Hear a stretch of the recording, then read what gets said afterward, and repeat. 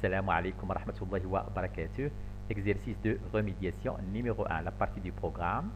Fonctionnement de l'organisme et besoin en énergie. Les capacités ciblées, communiquer, c'est-à-dire tirer des informations d'un document, organiser les informations obtenues et enfin présenter ces informations sous forme de texte. Découvrons notre document. Notre document se compose de 3 parties. La première partie, c'est un schéma du tube digestif, la bouche, l'œsophage, l'estomac, l'intestin grêle et le gros intestin.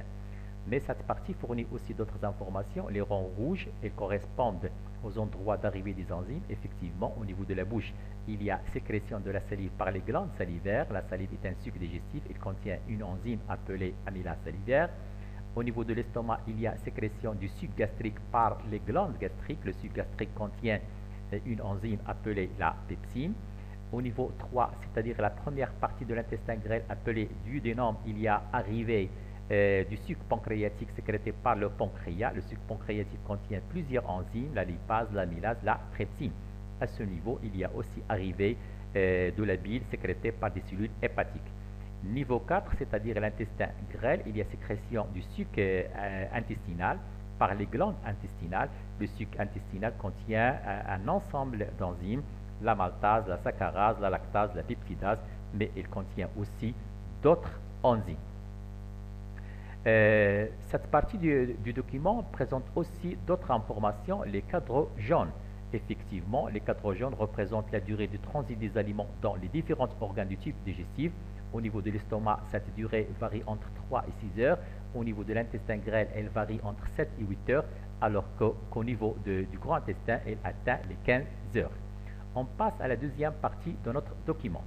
Effectivement, au niveau de la bouche, les aliments sont sous forme de macromolécules, c'est-à-dire de grosses molécules, alors qu'au niveau de l'intestin grêle, les aliments deviennent des petites molécules qu'on appelle les nutriments et qui sont solubles.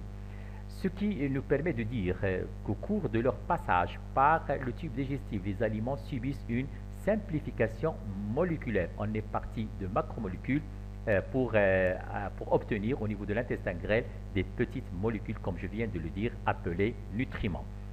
On passe à la troisième partie. La troisième partie présente 2 schémas. Le premier schéma, c'est une coupe transversale de l'intestin grêle. On observe des replis qui sont très nombreux.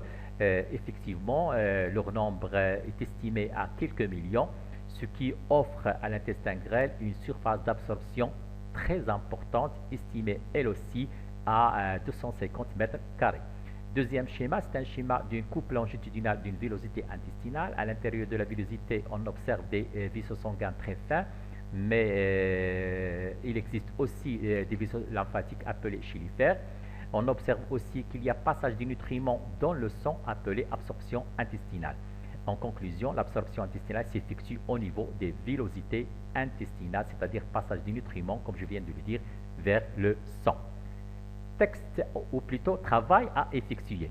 Le travail à effectuer, il nous demande de rédiger un texte court sur ce sujet. Donc, pour réussir ce travail, on doit regarder attentivement les schémas qui rappellent le cours. Et dans notre texte, on est obligé d'utiliser les mots suivants: aliments, nutriments, tube digestif, sang, digestion, enzymes, dents, transformation chimique, absorption, villosité.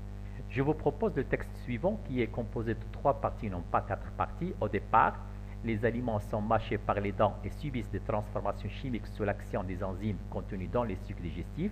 L'ensemble de ces transformations s'appelle la digestion. Deuxième partie, les différentes enzymes,